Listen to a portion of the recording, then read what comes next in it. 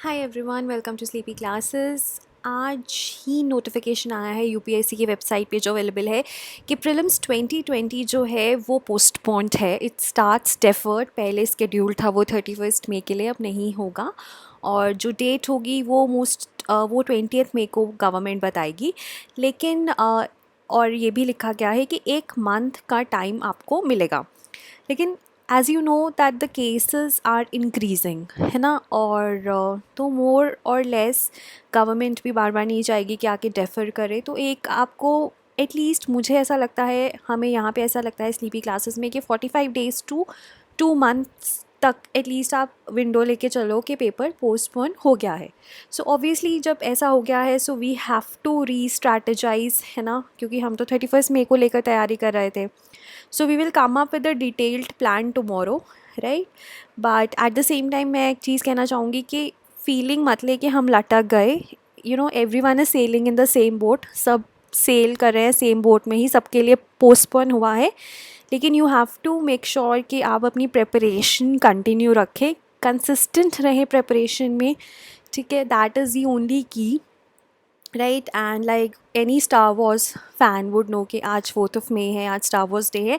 And hence the may the force be with you, may the fourth be with you, right. And on that note let's just start with the 5 environment questions that we are going to discuss today. सो ये topics रहेंगे हमारे जिनके ऊपर आज हम questions discuss करेंगे। और जैसा कि आप जानते हैं कि हमारा क्रैश कोर्स प्रीलिम्स का चल रहा है, और मुझे लगता है कि इन केस यू थिंक, आपको ऐसा लगता था कि आप you have missed the bus और अब आप प्रीलिम्स के लिए लेट हो गए हो, तो it is a God sent opportunity जो ये पोस्टपोन हुआ है। You can still come back with all the force. आप ज्वाइन कर सकते हैं हमारा क्रैश कोर्स, या खुद से भी प्रिपेयर कर सकते हैं। Don't lose hope, don't lose heart, right. और in case you want to enroll in our crash course you can visit our website, और हम कंप्लीट क्रैश कोर्स देते हैं and at the same time हम subject wise crash course भी provide करते हैं। सो शुरू करते हैं पहले क्वेश्चन के साथ। तो पहला क्वेश्चन है ब्लैक बक। सो ये मैंने क्वेश्चन इसलिए बनाया है क्योंकि रिसेंटली बिहार में एक police officer has been arrested for killing a black buck. So that is why black buck was in news. और black buck is the same animal जिसको सलमान खान ने भी मारा था, और he was charged with the same. Now so that is why it has been in news always. और अगर आप न्यूज़पेपर रेगुलरली पढ़ते हैं तो इसके बारे में कुछ ना कुछ आता ही रहता है। ठीक है, सो ब्लैक बक के बारे में 3 स्टेटमेंट्स हैं। पहली है it is found in India only, IUCN status endangered है, and it is listed under the schedule one of wildlife protection act of 1972। अब आपको बताना है इनमें से कौन सी स्टेटमेंट्स सही हैं। 2 and 3 only, 3 only, 1 and 2 only, या 2 ओनली। तो आप पॉज कर सकते हैं, आप सोच सकते हैं, and then you can mark your answer. और अगर आपको आता है तो nothing like it. So the correct answer is 3 only. देखो, इंडिया में नहीं, बाकी जो नेबरिंग कंट्रीज़ हैं वहाँ पे भी मिलता है। इट इज़ एक्सटिंक्ट इन बांग्लादेश तो, ठीक है, बांग्लादेश में एक्सटिंक्ट है ये। और इसका IUCN status is not endangered, ठीक है, और लेकिन शेड्यूल 1 में आता है। सो ब्लैक बक को इंडियन एंटीलोप भी कहा जाता है। इंडिया, नेपाल और पाकिस्तान में मिलता है, बांग्लादेश में ये एक्सटिंक्ट है। मेनली ना आप इसको ग्रासी प्लेन्स में मिलेगा आपको, जहाँ पे ग्रासलैंड्स हैं, ठीक है, slightly forested areas. And because they have this regular need of water, इन्हें पानी चाहिए होता है, तो ये वही मिलते हैं जहाँ पे पानी पेरिनियली अवेलेबल हो, राइट। और it is a diurnal antelope. Diurnal का मतलब है कि दिन में एक्टिव होता है। डायर्नल वर्सेस नॉक्टर्नल होता है। नॉक्टर्नल होता है नाइट में एक्टिव होना, डायर्नल होता है दिन में एक्टिव होना। उसके बाद ये स्टेट एनिमल है 3 राज्यों का, आंध्र प्रदेश, हरियाणा और पंजाब। पंजाब एंड हरियाणा तो इकट्ठे ही हैं, उसके अलावा आंध्र प्रदेश का भी है। उसके बाद ना मेल्स एक प्रोसेस अडॉप्ट करते हैं, लेकिंग, ठीक है। So that is to garner females for mating. तो मेटिंग के लिए ये एक प्रोसेस है। अब बेसिकली क्या होता है कि कुछ एरियाज़ होते हैं वहाँ पे सिर्फ आपको मेल्स ही मिलते हैं, लेकिन दूसरे मेल्स अलाउड नहीं होते, लेकिन फीमेल्स अलाउड होती हैं to forage and then they mate. Right. और बिश्नोई कम्युनिटी आपको पता ही है, राजस्थान की is known worldwide for the conservation, क्योंकि काफ़ी ज़्यादा मान्यताएं एसोसिएटेड है, इसको मून का वाहन भी माना जाता है, राइट। एंड उसके बाद जो इन्वायरमेंटलिस्ट ये भी कहते हैं कि जो ब्लैक बक है ना, ये नर्वस बाय नेचर होते हैं, and sometimes they just die of heart attacks after sensing danger, so they are kind of sensitive also, right? So this is male blackbuck और फीमेल ब्लैक बक। जो mail black buck होता है उसके for sure horns होते हैं, जिसके लिए ही mostly इनको मारा जाता है, और फीमेल के मेजरली हॉर्न्स नहीं होते, but they might grow horns also, ठीक है। और IUCN स्टेटस इसका लीस्ट कंसर्न है, राइट। और लाइक आई सेड शेड्यूल 1 में आता है ये। सो दिस इज़ द जिस ब्लैक बक की बॉडी मिली है बिहार में, and if you can see उसके horns have been cut, right. Okay, then the next question is regarding invasive species. आपको बताना है ये जो ऊपर ऑप्शंस हैं, eucalyptus, prosopis juliflora, lantana camara and parthenium, इनमें से कौन सी इन्वेसिव स्पीशीज़ हैं, ठीक है। So options are 2, 3 and 4 only, 1, 2 and 4 only, 1, 3 and 4 only, या फिर all of the above, right. So it is also very simple question if you ask me, ठीक है। सो अपना आंसर मार्क कर दीजिए। So the correct answer is all of the above. Parthenium आपने सुना ही होगा, कांग्रेस ग्रास, ठीक है। प्रोसोपिस जूलीफ्लोरा भी बहुत रहता है न्यूज़ में एज इन्वेसिव स्पीशीज़, और हर जगह जहाँ पे भी आप इन्वेसिव स्पीशीज़ पढ़ते हो टेक्स्ट में भी, जो रेगुलर टेक्स्ट है वहाँ पे भी कवर्ड रहता है। Lantana is also an important invasive species and so is eucalyptus, ठीक है। सो चारों ही हैं हमारे इन्वेसिव स्पीशीज़, और invasive species are the ones जो कि नेटिव नहीं है उस पर्टिकुलर जगह के, पर जब उनको इंट्रोड्यूस किया जाता है तो बहुत जल्दी फैल जाते हैं, इतना कि वहाँ के जो नेटिव स्पीशीज़ हैं, वहाँ पे जो स्पीशीज़ ऑलरेडी उगते हैं उनके लिए कंपटीशन पोज करते हैं, और most of the times they win also, ठीक है।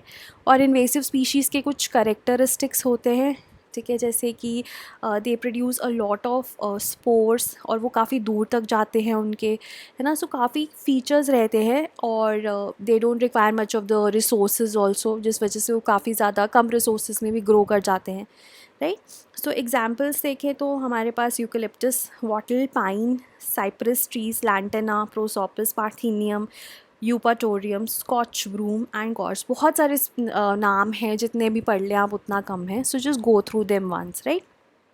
Okay, third question is regarding flying bulldog. It is the world's largest bee, and it has been rediscovered in a remote part of Indonesia in its first sighting in nearly 40 साल। तो पहली बार 40 सालों में it has been sighted। तो आपको बताना है इसका IUCN स्टेटस क्या है, क्रिटिकली इंडेंजर्ड, इंडेंजर्ड, एक्सटिंक्ट, इन वाइल्ड, या फिर वनरेबल, ठीक है। सो अपना आंसर मार्क कीजिए। देखो ये जो क्वेश्चन है ये थोड़ा पुराना है, ये 2019 फरवरी का है, और अगर मैं आपको प्रिसाइसली डेट बताऊँ तो 26 फरवरी का है, ठीक है। अब देखो UPSC पिछले 2 साल के जो करंट अफेयर्स है उनमें से क्वेश्चन पूछ लेता है।